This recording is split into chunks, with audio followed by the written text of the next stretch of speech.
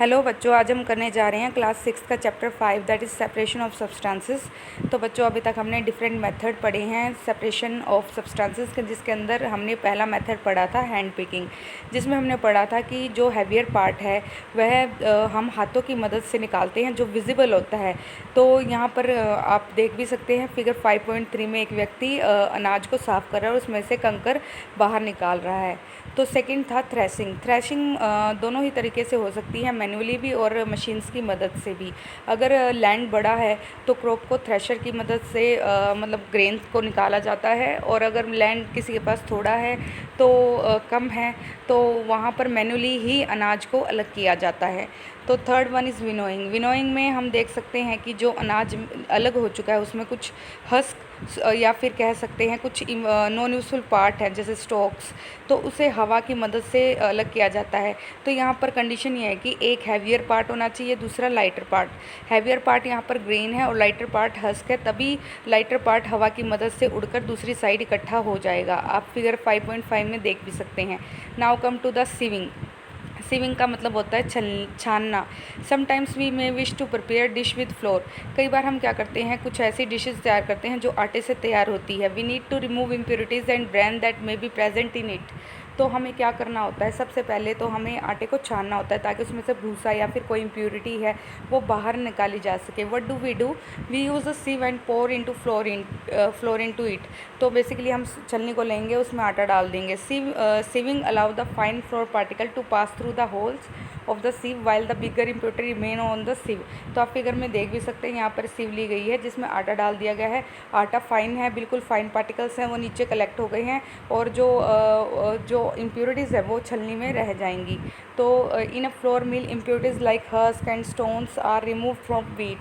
तो अगर आप देखेंगे कि जो बड़ी आटा चक्की होती हैं वहाँ पर हस्क मतलब अनवांटेड पार्ट ऑफ प्लांट वो और स्टोन्स कंकर वगैरह व्हीट से अलग किए जाते हैं before grinding. Usually a bag full of wheat is poured on a slanting सिव।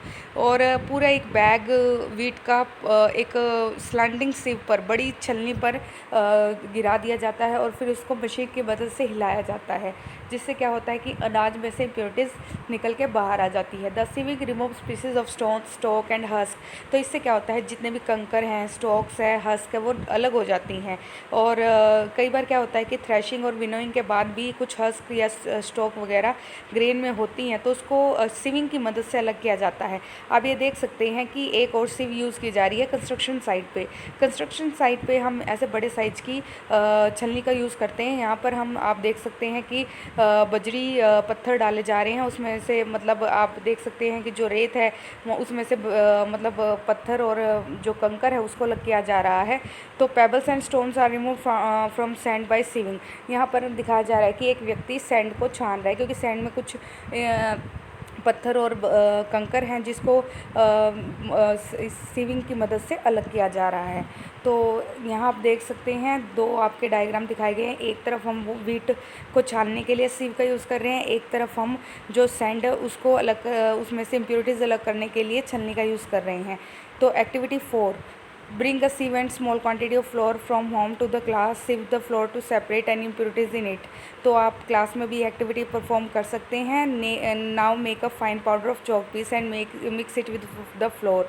अगर आप आटे में चॉक को पीस कर मिला देंगे तो क्या sieving is a right process? Can we separate the flour and powder chalk? तो इट इज़ इम्पॉसिबल, क्योंकि अब जब हम फ्लोर में चॉक पाउडर मिला देते हैं तो दोनों ही फाइन पार्टिकल्स होते हैं और आपस में इतने घुल मिल जाते हैं कि अब मुश्किल हो जाएगा कि सीविंग टेक्निक से इनको अलग करना।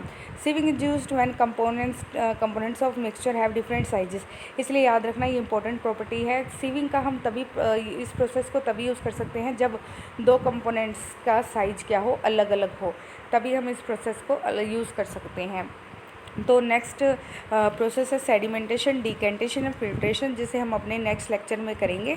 तो बच्चों, आज के लिए इतना ही। Thank you.